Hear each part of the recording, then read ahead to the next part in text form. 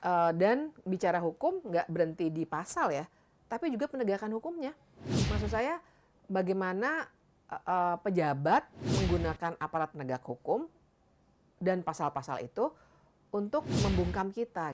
Tapi nggak hanya hukum, kita juga bicara soal tekanan-tekanan digital, hacking, doxing gitu ya, yang saya sendiri juga pernah mengalami.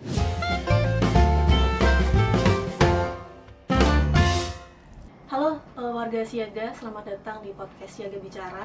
Dalam podcast kali ini kita sudah kedatangan satu orang akademisi yang aktif untuk membicarakan soal demokrasi dan kebebasan sipil di Indonesia. Beliau adalah Mbak Bibip Susanti. Selamat Halo. datang Mbak Bibip di kantor Elsam yang agak sempit ya tadi masuknya agak. Terima kasih, tapi kopinya loh enak. Enak kan?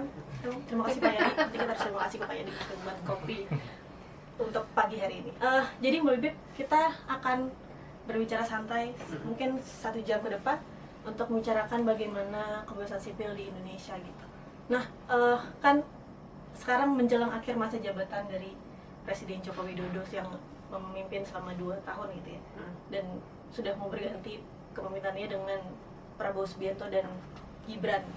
Nah, bagaimana sebenarnya keadaan kebebasan sipil di Indonesia dan gimana nih proyeksinya kebebasan sipil di era pemerintahan yang baru gitu. Tapi sebelum daripada itu, kayaknya lebih enak untuk menjelaskan apa sih sebenarnya yang dimaksud dengan kebebasan sipil dan ya gimana kita memaknai kebebasan sipil itu. Kebebasan sipil, bener sih, mendingan kita berangkat dari situ dulu. Karena kan seringkali kita, atau mungkin saya menggeneralisasi ya, kalau yang fokusnya kayak Okta, udah banyak studi pasti paham. Tapi biar clear buat semuanya, kebebasan sipil atau kita sering bilang juga misalnya civic space-nya, ruang sipilnya gitu. Kita seringkali agak kebingungan soal sipilnya itu. Seakan-akan sipil adalah lawan kata dari militer gitu. Padahal kalau kita bicara, dan ini penting menurut saya, kita kan agak lost in translation. Sipil tuh maksudnya apa tuh sipil, yang mana masyarakat sipil apa. Nah, jadi saya pengen mulainya dari yang namanya civic space gitu, atau civics in itself. Jadi terjemahannya memang agak susah ya dalam bahasa Indonesia, karena sebenarnya kita harus tempatkan yang namanya civics itu warga sebenarnya dalam konteks negara. Relasi antara warga dengan negara. Jadi bukan sipil dalam arti sipil lawannya militer. Nah, penjelasan ini penting. Kenapa saya mulai dari situ? Karena kalau menjelaskan relasi antara warga, si civics ini dengan negara, kita akan membicarakan pentingnya peran warga yang memang kritis. Pentingnya freedom of speech-nya, kebebasan berbicara, kebebasan berekspresi. Jadi penting banget karena pada dasarnya negara itu ada karena si warganya ini, si civicnya ini. Jadi civicnya itu adalah warga yang berdaya, yang bisa mengkritik, bisa ngasih masukan mungkin kalau dia mau. Intinya adalah dia punya relasi yang kuat dengan si penyelenggara negara. Nah, jadi kalau berbicara kebebasan sipil, kita akan berbicara gimana caranya warga negara itu bisa mengeluarkan pandangannya, apapun, sekeras apapun boleh gitu, karena basisnya adalah pikiran kita yang bisa ikut membangun negara ini. Nah, repotnya adalah pertanyaan pentingnya itu selama 10 tahun pemerintahan Pak Jokowi, apakah cukup kita miliki? Nah, terhadap ini studinya sebenarnya udah banyak banget. Kalau nggak salah Elsam kan juga ya punya studinya ya. Launchingnya di akhir Oktober ini. Oh, baiklah. Jadi studinya banyak soalnya dan menggambarkan bagaimana 10 tahun terakhir ini kita sebenarnya makin sempit tuh ruangnya. Kalau kita bilang itu ruang space gitu ya, makin sempit, dan itu disebabkannya banyak hal. Tapi yang menyebalkan bagi saya yang belajar hukum adalah banyak sekali dibuat sempitnya justru secara legal dalam tanda kutip, karena dibuat dalam bentuk hukum. Jadi produk hukumnya misalnya kita punya Undang-Undang ITE. Kita punya juga KUHP yang memang sih sekarang sudah dibawa teman-teman ke Mahkamah Konstitusi. Pasal-pasal keonaran itu sekarang katanya inkonstitusional. Tapi bahkan di KUHP yang baru nanti masih ada tuh balik lagi. Misalnya itu kerangka hukumnya. Dan bicara hukum nggak berhenti di pasal ya, tapi juga penegakan hukumnya. Maksud saya bagaimana pejabat menggunakan aparat penegak hukum dan pasal-pasal itu untuk membungkam kita gitu. Dan bukan hanya pejabat sebenarnya. Jadi pasal itu memang sudah jadi apa ya, ganjalan untuk kebebasan berpendapat karena kita menempatkannya di konteks pidana. Di banyak negara lain kan mungkin yang sering ngikutin waktu itu Johnny Depp sama Amber Heard gitu. Itu kan perdata sebenarnya. Jadi memang dispute antara orang sama orang. Tapi sekarang kalau dibawa ke ranah pidana, akibatnya kan ada relasi yang nggak seimbang. Karena pidana berarti urusan publik, berarti penegak hukum berseragam, bahkan dengan senjata, dengan kurungan gitu, sehingga akhirnya betul-betul mengancamnya secara lebih kuat gitu. Relasinya pasti nggak seimbang antara warga biasa dengan sistem penegakan hukum, terutama polisi. Jadi di aspek itu saja sudah banyak sekali yang bikin kita harus prihatin. Kasusnya udah banyak ya, kasus Haris Fathia walaupun ujungnya dibebaskan, tapi kasus lainnya banyak yang tidak seberuntung itu. Saya bilang beruntung ya, karena itu konteksnya pasti banyak. Kita harus lihat latar belakang hakim, melihat perbincangannya, lihat tekanannya dan lain sebagainya. Tapi nggak hanya hukum, kita juga bicara soal tekanan-tekanan digital, hacking, doxing gitu ya, yang saya sendiri juga pernah mengalami. Terus juga bahkan sesederhana tekanan-tekanan, ini saya ceritakan karena saya lagi mikirin nih gimana untuk encouraging banyak anak muda yang udah mau ngomong di media sosial, menurut saya bagus, apapun ya, pokoknya speak up aja dulu gitu. Tapi orang-orang, mereka itu seringkali merasa langsung kapok karena langsung diserang oleh buzzer. Padahal buzzer sih, tapi kan kalau orang yang dunianya hanya di media sosial, akibatnya nganggap itu terlalu serius gitu. Akhirnya agak stres dan seterusnya. Menurut saya itu kelihatannya kecil-kecil ya, tapi itu merusak banget untuk kita berbicara, terutama anak-anak muda. Satu lagi itu fisik. Kita di Jakarta, di kota-kota besar mungkin ya puji syukur ya, nggak terlalu merasakan itu karena kita di tengah-tengah sorotan banyak orang. Tapi kita harus paham bahwa di banyak pelosok-pelosok itu real sekali tekanan-tekanan fisik itu. Kan kita juga punya kasus-kasus aktivis yang bahkan dibunuh karena mereka menyatakan kebenaran. Dan yang terakhir ini nanti dieksplor agak panjang, nggak apa-apa ya, ntar dieksplor aja satu-satu. Tapi ada satu sih yang saya nggak mau ketinggalan menambahkan. Soal gimana negara melalui hukum administrasi dan birokrasinya juga membuat tekanan-tekanan. Misalnya ke donor-donor. Yang saya dengar, dan ini karena mereka diskusi ya sama saya sebagai orang yang belajar hukum, nanya gitu, karena ternyata di banyak kesempatan donor-donor dari luar negeri itu harus rapat sama institusi-institusi negara seperti BIN ketika mau ngasih uang untuk beberapa institusi. Belum lagi sekarang ada persyaratan beberapa donor ataupun kalau mau ada uang yang masuk ke NGO di Indonesia, tapi untuk beroperasi di Indonesia harus kerjasama sama kementerian lembaga tertentu. Jadi yang unik adalah ini nih baru terjadi zaman-zaman Pak Jokowi memang. Sebelum ini nggak gini-gini amat gitu ya. Nah, buat masyarakat sipil karena urusannya sama donor mungkin nggak terlalu berasa. Tapi kan ada akibatnya. Ada beberapa organisasi non-pemerintahan yang begitu meeting dibilang nggak usah kasih ke organisasi yang itu, misalnya gitu. Jadi karena dianggap terlalu keras, atau ini karena dianggap agen ini, dan seterusnya. Tentu saja sangat subjektif, dan akibatnya kan tidak mendukung gerakan-gerakan masyarakat sipil. Itu sih sebenarnya, walaupun bukan tekanan langsung ya, tapi akibatnya juga kita jadi punya tambahan-tambahan kesulitan dalam berorganisasi. Tadi Mbak Bib sudah jelaskan panjang apa itu, gimana kita memaknai kebebasan sipil dan contoh-contoh ketidakkepuasan, maksudnya apa ya, bentuk-bentuk pembatasan kebebasan sipil di masa pemerintahan Joko Widodo selama 2 periode.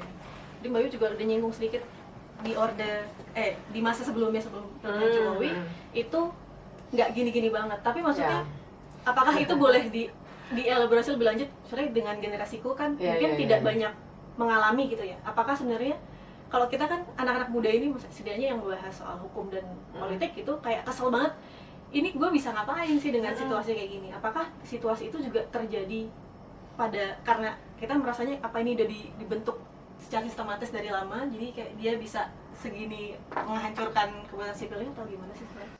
Kalau bicara produk undang-undangnya ya, misalnya undang-undang ITE itu memang sudah lama, sejak zamannya Pak SBY udah ada gitu. Cuma kalau menurut saya kenapa saya bilang dulu nggak gini-gini amat, karena at least dulu tuh nggak dipergunakan semasif ini undang-undang ITE atau KUHP misalnya. Ada sih kayak misalnya dulu kan kalau orang-orang ingat dulu kasus Prita tuh dulu yang dia komplain soal pelayanan rumah sakit ya. Misalnya itu, tapi kan itu swasta ya. Terus ada beberapa kasus lagi lah yang menggunakan undang-undang ITE. Tapi sekarang terlihat lebih sistematis untuk menyasar orang-orang yang kritis gitu. Banyaknya aktivis. Sehingga itu yang saya maksud dengan di zaman atau di pemerintahannya Pak Jokowi ini undang-undang itu terlihat lebih sering dipakai. KUHP juga yang saya ingat bahkan sebenarnya salah satu wakil menterinya Pak Jokowi yang punya ide untuk menghidupkan kembali model-model menggunakan peraturan KUHP yang tahun 46 itu yang kemudian dipakai untuk Haris, Fathia, untuk Rocky Gerung, untuk beberapa lah yang lain. Saya lupa kasusnya apa ya, tapi waktu itu salah satu wakil menterinya Pak Jokowi yang bilang kita pakai aja nih pasal KUHP ini. Wakil menterinya. Nah, jadi mendayagunakan hal-hal yang sudah lama sebenarnya nggak dipakai dengan sengaja gitu. Karena kan dalam sebuah sistem hukum bisa aja kan ketika pemerintahnya menyadari buruknya suatu produk hukum dia nggak pakai. Makanya di banyak negara itu ada pasal-pasal hukuman mati misalnya ya, agak menyimpang dikit tapi menjelaskan aja. Ada pasal hukuman mati yang masih ada memang, tapi memang sengaja nggak dipakai karena pemerintahnya paham kita nggak boleh nih melakukan hukuman mati. Nah jadi ada beberapa undang-undang yang kayak ditidurkan gitu dalam konteks aktivis, tapi digunakan lagi pas zamannya Pak Jokowi. Atau misalnya undang-undang ormas. Undang-undang ormas kan juga agak ditidurkan sedikit tuh. Nah baru kepake, memang sih kepake pas zaman-zamannya terorisme ya, karena ya terorisme dan narasi ini sih narasi Islam radikal gitu.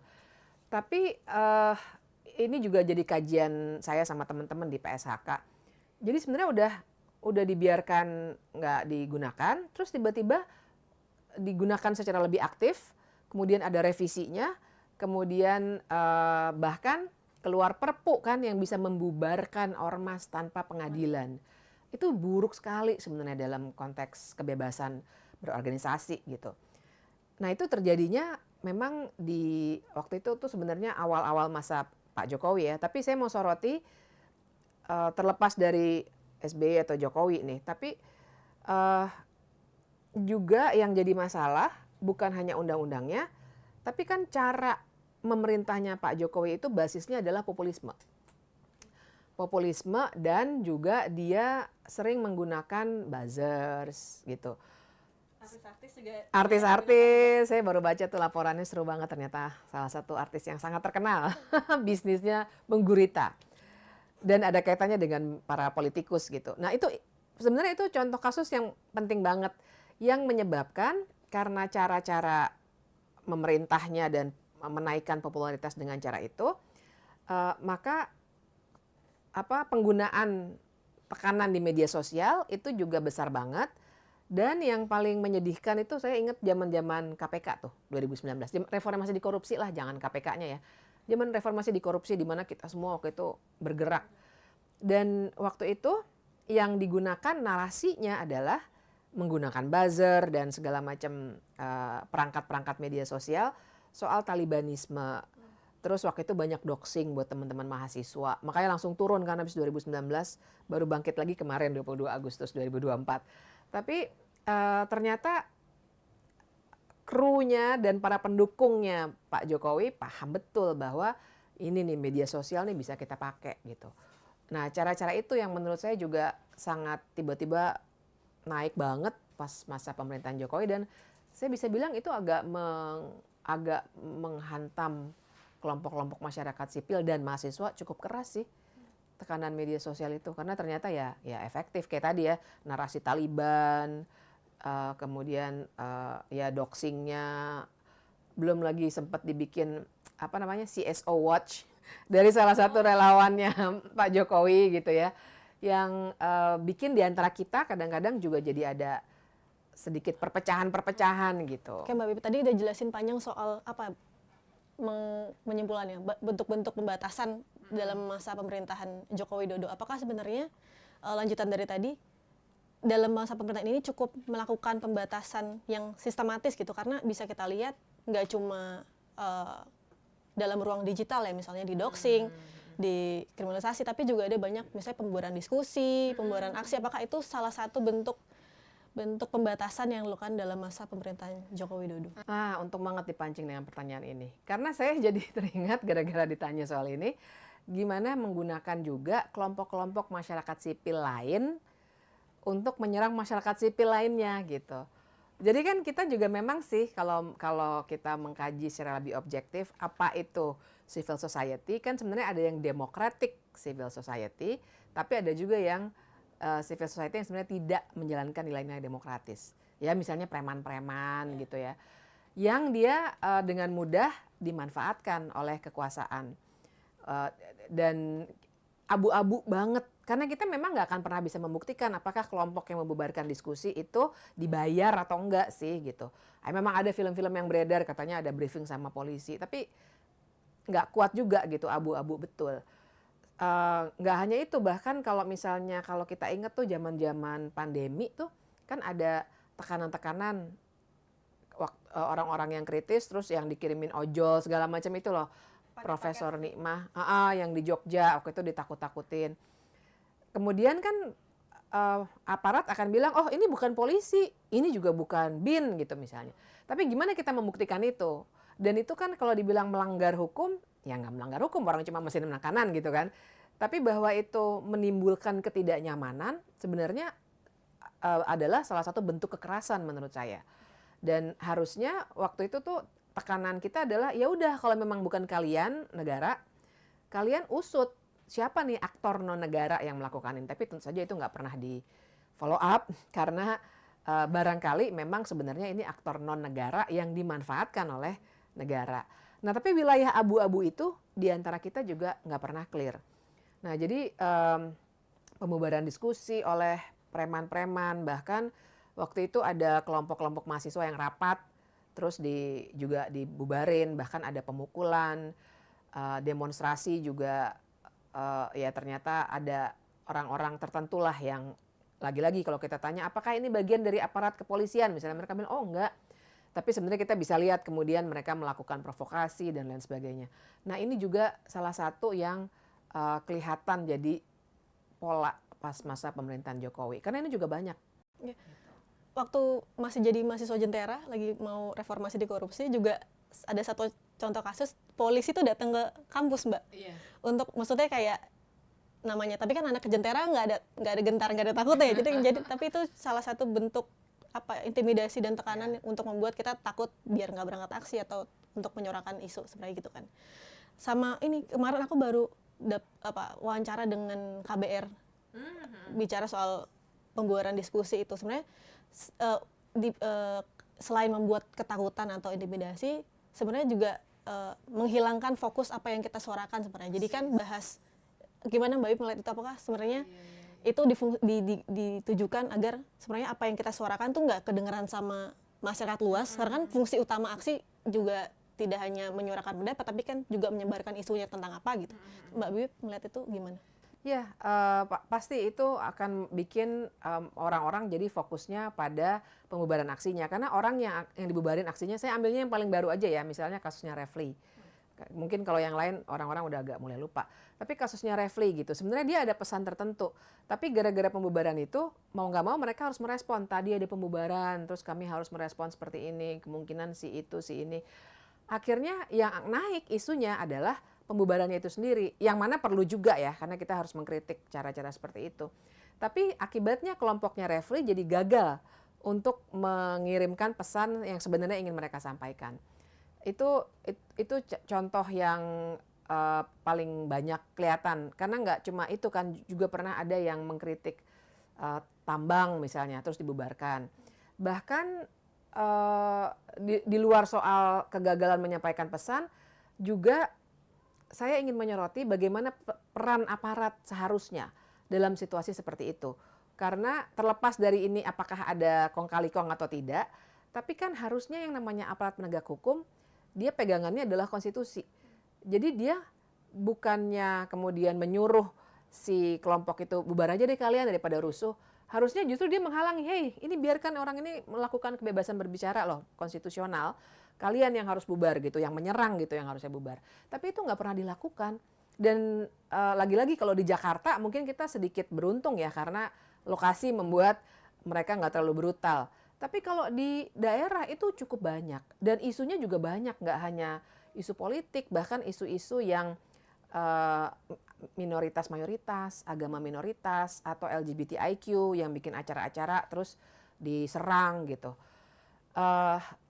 Dan ternyata peran aparat di situ nggak konstitusional gitu. Harusnya kalau mereka memang berpegangan pada konstitusi, mereka akan bilang ini hak konstitusional mereka untuk melakukan apapun isunya, kami melindunginya mereka gitu. Kalau kita lihat di negara-negara lain, itu yang terjadi. Sampai kadang-kadang warga negara juga kesel karena misalnya ada yang ya cenderung neo-Nazi gitu ya, misalnya di Jerman, tapi polisi bilang, ya sorry, ini kebebasan mereka berbicara, biarin aja mereka selesai dulu. Tapi jangan ada yang lemparin batu ya, gitu misalnya.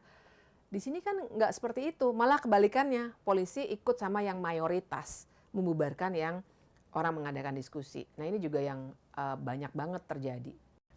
Oke, tadi Mbak Wiwi udah menjelaskan dan mention negara lain yang cukup baik untuk melindungi atau mengakomodir pemenuhan hak asasi manusia terkait penyampaian pendapat atau misalnya berkumpul dan ya segala macamnya. Kalau berefleksi daripada itu, sebenarnya kan di Indonesia kita lihat soal kebebasan berekspresinya itu atau kebebasan sipilnya terus menurun atau bahkan kosong gitu pemenuhannya. Apakah hal serupa juga dialami banyak negara lain di masa-masa ini gitu? Apakah cuma Indonesia aja yang kasihan gitu mengalami hal ini? Sebenarnya lumayan banyak sih. Karena gini, ada fenomena dua mungkin ya, fenomena yang perlu kita sorot. Pertama, kalau isunya adalah Israel sama Palestina, negara-negara kayak Amerika Serikat ya jelas mereka sangat mendukung Israel ya. Jadi ada aksi-aksi protes yang keren-keren banget sampai camping di kampus segala macam tuh dibubarin secara paksa. Jadi isu itu sangat sensitif karena isunya isu ini dianggap sebagai isu antisemitisme.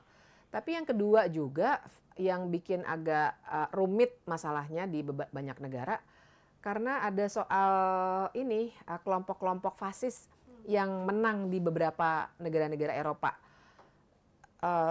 Ya sehingga mulai muncul juga tekanan-tekanan memang gitu kepada kelompok-kelompok yang berusaha untuk mempertahankan demokrasi.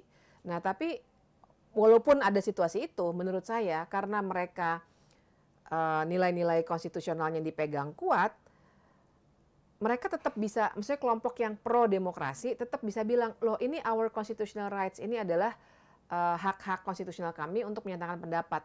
Dan kebanyakan, kecuali kasus Amerika Serikat dengan Palestina ya, kebanyakan di negara-negara Eropa, ya polisi nggak brutal. Dia tetap akan berusaha untuk ya paling menghalangi gitu ya. Tapi nggak mudah mengeluarkan kayak di sini kan gas air mata. Untuk bubarin doang, oh jam 6, oke kita sweeping, lempar gas air mata. Itu nggak mungkin terjadi di banyak negara demokratis di Eropa. Kalau Amerika kayaknya mesti kita singkirin dulu deh sebagai negara demokratis. Saya banyak banget kritik pada mereka gitu. Tapi di banyak negara Eropa paling tidak nilai konstitusionalnya itu dipegang.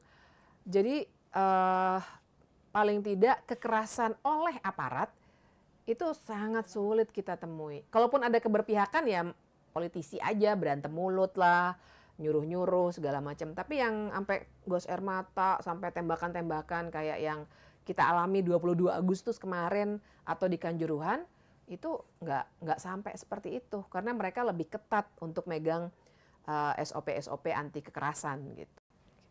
Saat tadi sebenarnya di negara lain udah banyak mengacu juga ke konstitusi untuk melindungi hak asasi manusia gitu sebenarnya.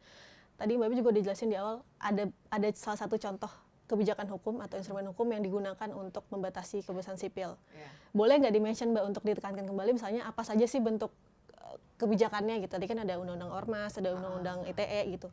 Terus salah satu temuan Elsam tuh pemerintah saat ini menggunakan peraturan daerah untuk membatasi kebebasan sipil. Kayak di Jogja misalnya itu ada peraturan gubernur yang membatasi masyarakat untuk menyampaikan aksi di tempat-tempat tertentu karena objek wisata nasional atau something itu. Apakah sebenarnya negara, pemerintahan daerah dalam tahap ini bisa melakukan atau pembatasan tersebut? Iya. Ini menarik sih karena saya sebenarnya belum baca peraturan daerahnya ya. Tapi prinsipnya adalah mestinya nggak ada pembatasan semacam itu. Seharusnya dimanapun sepanjang ada pemberitahuan, bukan izin ya, tapi pemberitahuan kepada administrasi pemerintahan harusnya tetap bisa dilakukan dan harus dilindungi secara konstitusional. Kalau dialokasikan tempat-tempat seperti itu, bentuknya larangan, menurut saya itu sudah bagian dari menghalangi kebebasan berekspresi. Kalau misalnya dibuatkan tempatnya, ini adalah tempat untuk orasi, itu nggak apa-apa. Tapi larangan di daerah ini, kecuali untuk tujuan kayak istana ya, tentu saja di dalam istana ya nggak bisa juga gitu kan. Itu sebenarnya kalau sudah dibilang di daerah ini dilarang, maka sebenarnya itu pembatasan. Kecuali kalau misalnya tadi saya bilang tadi istana, tapi misalnya juga di masjid, di gereja, ya itu bisa diterima karena itu adalah kebebasan beragamanya warga negara juga harus dilindungi oleh negara gitu. Tapi kalau tempat wisata dan lain sebagainya, sebenarnya itu bentuk dari menghalangi kebebasan berekspresi menurut saya. Kayak Jalan Malioboro, depan keraton, itu kami menemukan bahwa ada semacam peraturan daerah yang digunakan untuk membatasi kebebasan orang untuk berekspresi dan menyampaikan pendapat seperti itu. Tadi kayak udah banyak bahas soal bentuk-bentuk dosa yang dilakukan oleh pemerintahan Jokowi untuk membatasi kebebasan sipil. Itu kan warga atau masyarakat sipil berkali-kali dihancurkan gitu ya Mbak, dari segala sisi, tidak hanya fisik tapi juga ya bentuk kebijakan hukum segala macam. Sebenarnya apa sih Mbak Bip yang bisa dilakukan masyarakat sipil untuk tetap melindungi, karena negara yang punya kewajiban untuk melindungi itu tidak melakukan tugasnya gitu sebenarnya. Ya, yang pasti kita tetap harus merebut ruang sipil itu. Itu yang harus kita pegang sebagai prinsip, karena begitu ruang sipil itu udah nggak ada, sebenarnya kita udah bukan demokrasi menurut saya. Poin penting dari demokrasi yang membedakan dia dengan negara-negara lain, totalitarianisme, otoritarianisme dan lain sebagainya adalah adanya kebebasan warga untuk berekspresi, berorganisasi dan lain sebagainya. Nah, tapi konkretnya gimana? Kan itu pertanyaan pentingnya ya. Mungkin ada beberapa step ya. Pertama-tama adalah pasti paling tidak kita mesti memperbesar kesadaran dulu soal pentingnya ruang-ruang sipil ini untuk diisi, dimanfaatkan dan harus kebebasannya harus maksimal dalam sebuah demokrasi. Saya mulai dari situ, kesannya iya sih semua orang juga paham, belum tentu, karena banyak banget dengan segala macam kebingungan di media sosial, berita-beritanya, kemudian tekanan-tekanan yang diberikan, banyak banget orang yang merasa ya udahlah kita yang waras diem aja misalnya gitu ya. Itu karena saya aktif di medsos ya, banyak banget yang kayak gitu. Kita harus menjawab bahwa salah kalau yang waras diem aja, yang gila jadi merajalela gitu. Karena kita memberi ruang untuk yang gila gitu. Jadi buat saya sederhana speak up di media sosial, bikin diskusi kayak gini. Di kampus-kampus ada klub-klub buku, kayak klub nonton film, kayak klub diskusi untuk membicarakan dan mengkritik hal-hal yang salah di negara ini. Itu langkah yang sangat-sangat penting.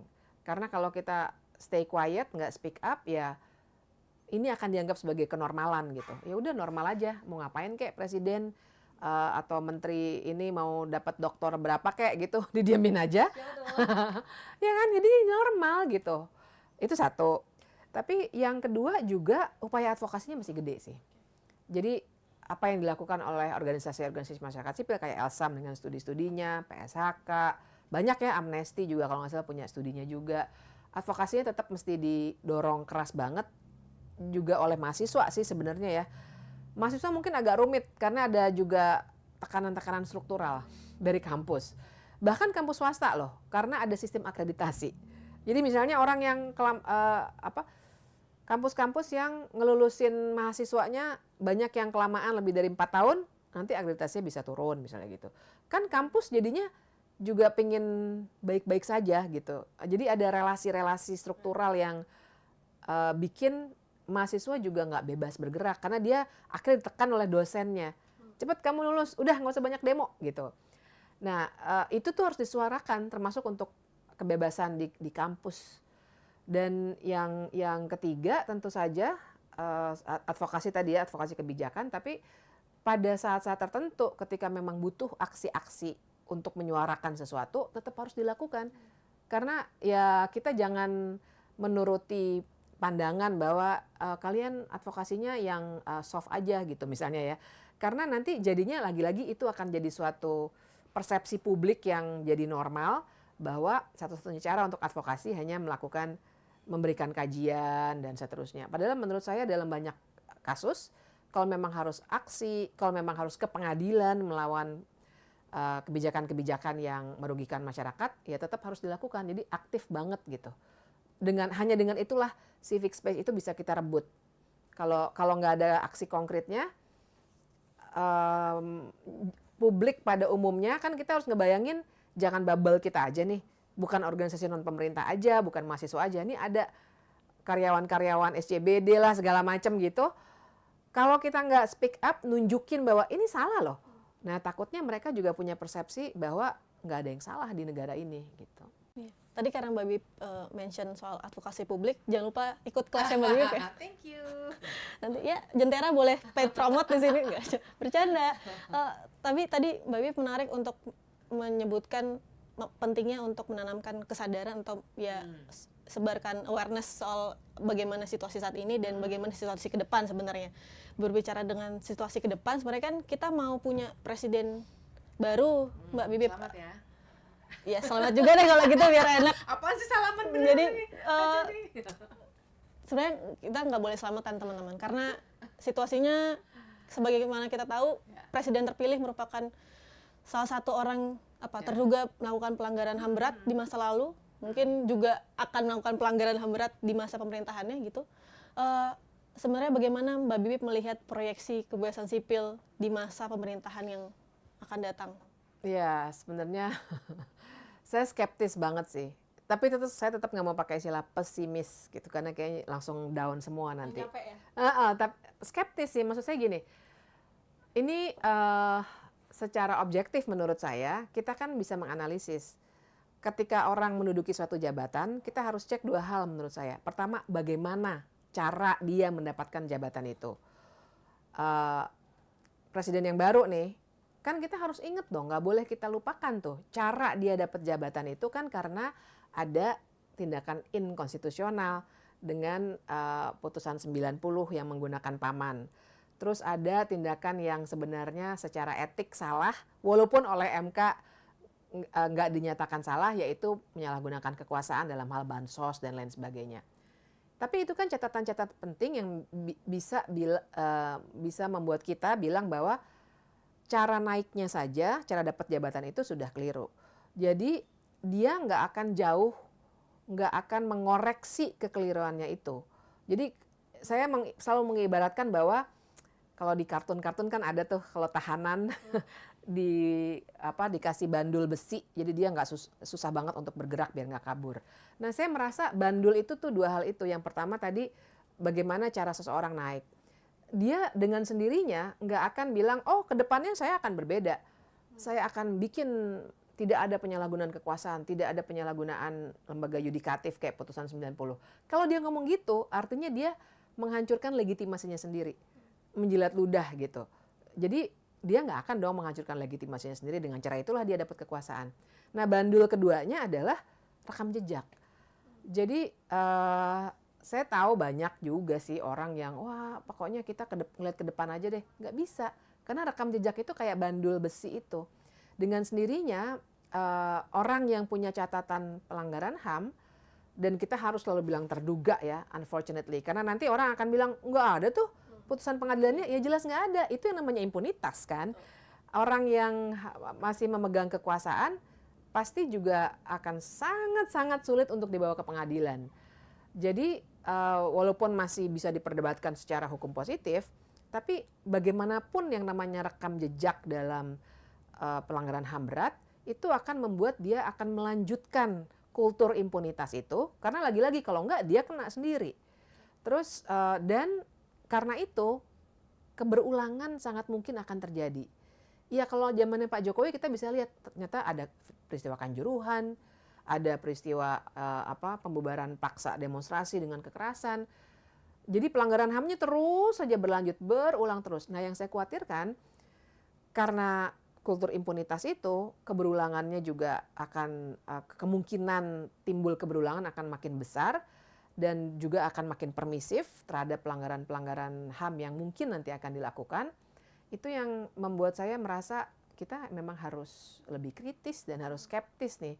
Jangan terima begitu saja karena ya itu tadi 2 bandul itu masih harus kita hadapi gitu. Langsung agak tone down gitu ya rasanya kayak Gimana ya? 2 hari lagi ya. Gak terhindarkan sih gimana ya? Ya gimana ya Mbak? Atau gimana ya teman-teman? Tapi kan menarik tadi Mbak Bib agak memberikan semangat ya. Ya 2% lah kira-kira untuk tetap melakukan perlawanan gitu terhadap pemerintahan saat ini. Tapi sebenarnya apakah masyarakat sipil saat ini sudah punya apa namanya Mbak? Semangat kembali gitu. Maksudnya kan kita berkali-kali selama 2 periode ini maksudnya ditutup aksesnya untuk tidak buat memenuhi haknya aja susah gitu. Tapi apakah kalau Mbak Bibi lihat masyarakat sipil saat ini sudah cukup kembali gitu karena kemarin kan pasca sebelum peringatan darurat itu kan nggak ada aksi apapun gitu. Apakah sebenarnya kita punya cukup kekuatan untuk tetap bisa melawan di pemerintahan Prabowo Gibran ini? Pasti tantangannya jauh lebih besar. Apalagi kayaknya sekarang agak mulai terpecah nih. Ada yang terpecah maksud saya sebagian pihak, bahkan sebagian mahasiswa, sayang banget sih saya baru lihat foto-foto pertemuan soalnya. Sudah mulai berpikir bahwa ya udah deh kita kayak zaman Pak Jokowi aja pas baru pertama kali memerintah. Kita kasih masukan aja bentuknya gitu. Jadi langsung memoderasi gerakan gitu. Jadi tantangannya besar banget. Tapi saya mau bilang begini, saya juga nggak mau kita menimbulkan ketakutan kan. Buat saya bahwa tadi kita ngomongin kemungkinan keberulangan pelanggaran HAM dan seterusnya, gunanya adalah supaya kita lebih taktis. Supaya kita menyusun strateginya dengan menghitung segala macam kemungkinan yang mungkin saja ada gitu. Tapi bukan berarti kita jadi nggak bergerak. Makanya saya akhir-akhir ini tuh kayak harus hati-hati banget. Karena di satu sisi mau nggak mau kita akan menimbulkan ya sedapat mungkin kita nggak mau pasti ada ketakutan yang akan timbul gitu. Tapi buat saya ketakutan itu dibicarakan bukan untuk bikin kita diem, tapi untuk bikin kita lebih taktis dalam bergerak. Berarti harus ke sini gitu. Kita harus lebih peka untuk baca peluang-peluang politik dan tantangan-tantangan politik. Nah, masyarakat balik ke pertanyaan Okta tadi, masyarakat sipil sekarang juga tantangannya masih besar karena cukup banyak juga ini sekalian nih untuk anak muda. Banyak banget anak muda yang cara berpikirnya mungkin karena kita biasa media sosial kali ya. Sekarang kan kalau kita lihat foto aja kadang-kadang suka pengen kita gedein gitu kan. Karena kita kebiasaan dengan media sosial, dengan teknologi. Jadi banyak banget yang mikirnya instan. Berpikir bahwa oke, kita akan demonstrasi maka kezaliman akan runtuh. Padahal kan nggak semudah itulah. Gerakan sosial itu panjang banget biasanya. Dan butuh kerja-kerja yang membutuhkan kesabaran. Jadi nggak bisa tuh sekali demonstrasi 22 Agustus itu heroik banget lah kita udah melawan kezaliman, kalah kezalimannya. Sebenarnya nggak gitu. Masih banyak sekali yang harus dikerjakan. Nah yang saya ingin dorong adalah semua kelompok masyarakat sipil termasuk dosen, termasuk mahasiswa lebih rajin untuk banyak berbicara dengan kelompok-kelompok marginal yang juga bukan di kota-kota besar gitu, yang bukan algoritma kita aja. Untuk membicarakan terus, memelihara kegelisahan ini, supaya kegelisahan itu bukan apa-apa ya, sebenarnya memelihara kompas moral gitu. Jadi tahu mana yang salah ya salah, mana yang benar ya benar. Karena kan kita sering dikadalin sama pemerintah. Yang salah dibilangnya benar, pakai undang-undang gitu kan. Jadi kan kita mesti rajin untuk ngomong ke orang-orang bahwa ini sebenarnya salah loh guys gitu. Tapi cuma dibenerin aja oleh undang-undang atau oleh putusan pengadilan. Nah jadi kalau pertanyaan Okta tadi udah cukup kuat belum sih? Menurut saya sih belum sih. Bahwa bibitnya udah ada, udah kelihatan waktu 22 Agustus, betul. Tapi sebenarnya masih banyak kerja-kerja yang harus dilakukan ke depannya kalau kita benar-benar mau membuat perombakan sistem. Karena kan kita nggak mau cuma sasaran kita pilkada aja, kan nggak gitu ya. Orang abis pilkada ada soal kebebasan sipil, Elsam yang lagi melakukan riset. Terus ada lagi soal-soal misalnya duifungsi TNI, potensinya. Ada lagi reformasi kepolisian. Jadi kerjaan kita emang banyak. Dan itu semua nggak bisa tuh sekali demo terus selesai, 2 kali demo terus selesai gitu. Pasti butuh kerja-kerja yang panjang. Nah buat saya tuh tantangan kita di situ. Oke. Ini mungkin jadi pertanyaan terakhir buat kalau kita lihat di media massa sekarang lagi rame soal pemanggilan menteri dan kepala bidang, kepala dewan, banyak deh Mbak Bibip. Dan kita lihat juga komposisinya merupakan orang-orangnya mereka gitu. Tidak ada, kalau kita lihat sekarang bahkan tidak ada oposisi di sistem pemerintahan saat ini. Bahkan yang tadinya kita kira menjadi oposisi tetap bilang kita akan berkolaborasi dan membangun komunikasi yang baik dengan pemerintahan Prabowo Gibran. Nah, melihat situasi itu sebenarnya gimana bentuk pemenuhannya dari kebebasan sipil? Apakah siapa yang bisa mengisi kekosongan oposisi itu dan sejauh apa bisa bergerak untuk tetap memeriksa dan mengecek akuntabilitas dari pemerintahan Prabowo Gibran? Iya, sebenarnya sih walaupun kita belum tahu siapa exactly di menteri apa gitu ya, tapi dari yang dipanggil itu kita udah bisa lihat gambarannya bahwa banyak sekali orang-orang yang dipanggil ini sebenarnya lebih banyak berupa balas budi atau paling tidak alasan-alasan politis lah ketimbang alasan yang sifatnya profesional. Saya sih nggak anti politisi jadi menteri ya, menurut saya kita lepasin dulu relasi politik itu, yang penting dia punya kompetensi. Karena namanya jabatan menteri itu memang ngurusinnya hal-hal yang sifatnya teknokratis, jadi sedikit banyak dia mesti ngerti. Nah, dari yang sekarang sudah ada, itu kelihatan betul memang upaya-upaya untuk balas budi atau merekrut orang-orang untuk di barisan yang sama. Dan sebenarnya kan ini kita udah tahu lah ya, sebenarnya kan kita nggak kaget-kaget amat, karena upaya untuk mengubah undang-undang Kementerian Negara aja dari bulan-bulan lalu tuh sebenarnya upaya ke sini kan, supaya tadinya dibatasi 34 menteri, sekarang bebas. Udah gitu kebayang dong, banyak banget menterinya, terus semua punya wakil menteri. Wakil menterinya yang saya dengar ada yang wakil menterinya sampai 3. Apa gunanya sih? Sebagai orang yang belajar HTN, saya merasa wakil menteri itu, karena jangan lupa di kementerian itu udah ada sekjen, sekretaris jenderal, ada dirjen, direktur jenderal, yang masing-masing ada bidang-bidangnya. Ya kayak organisasi aja lah. Jadi wakil itu biasanya ban serep. Dalam hukum tata negara emang gitu. Gibran sebenarnya ban serepnya Prabowo. Memang begitu gitu namanya wakil. Kerja-kerja teknisnya ada kalau di kementerian itu yaitu tadi dirjen-dirjen gitu. Jadi nggak terlalu berguna wakil menteri. Akhirnya kita bisa melihat bahwa jabatan wakil menteri itu pun lebih banyak untuk merekrut atau membalas budi. Belum lagi itu ya badan-badan, kan nambah juga nih nanti. Nah kalau lihat dari komposisinya, ini adalah orang-orang yang tadi saya sebut yang mengingatkan kita pada cara Prabowo Gibran mendapatkan jabatannya.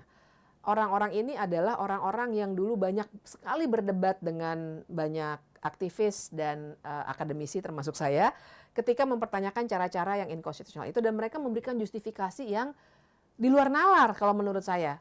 Sampai ada beberapa kartun kan, ini nih orang hukum tata negara yang tukang belain orang-orang ini gitu. Nah, itu ternyata orang-orang itulah yang kemudian menduduki jabatan-jabatan menteri ini. Kemungkinan karena mereka masuk yang dipanggil, kan ada fotonya juga ya, jadi udah clear sih sebenarnya siapa aja.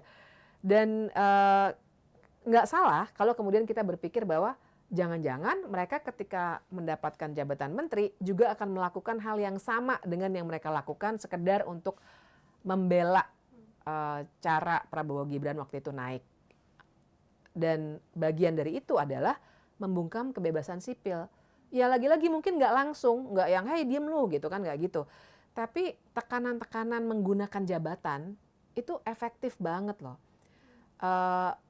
Mungkin untuk orang-orang di level tertentu, dosen-dosen masih nggak peduli gitu ya. Tapi kan kita juga harus mikir bahwa yang namanya civil society itu semuanya yang mau speak up, dan seringkali tekanan-tekanan yang sifatnya struktural, menggunakan jabatan itu berasa banget, terutama di kalangan anak-anak muda, mahasiswa. Nah ini yang bikin saya merasa khawatir, merasa cemas gitu. Kalau ternyata makin banyak orang yang nggak berani speak up, atau kalaupun bukannya berani atau nggak berani, bisa juga dibeli. Karena cukup banyak loh, juga bahkan orang-orang yang dulu diculik ya kan, sekarang belain. Terus ada mahasiswa yang tadi saya sempat agak spill sedikit, tapi itu yang tiba-tiba udah ketemu gitu sama pemerintahan yang baru, sementara teman-temannya masih mau demo misalnya gitu. Nah itu Kenal beberapa kasus. gitu ada juga gitu. Jadi ada yang terbeli, ada yang takut. Nah semua itu dimungkinkan oleh yang namanya jabatan gitu. Nah itu yang saya ngeri, karena orang-orang yang memegang jabatan ini adalah orang-orang yang ya pakai cara-cara culas dan tidak tahu malu itu gitu untuk mendapatkan jabatan ini. Jadi agak ngerinya di situ. Ya dengan cara culas dan tidak tahu malu ya Mbak Bib. Mungkin kita akan menutup diskusi hari ini dengan kalimat Mbak Bibip yang sangat gong itu kelihatan di media massa di mana-mana, artis kita satu ini. Mungkin segitu dulu teman-teman Siaga Bicara, sampai ketemu di topik-topik selanjutnya. Dadah.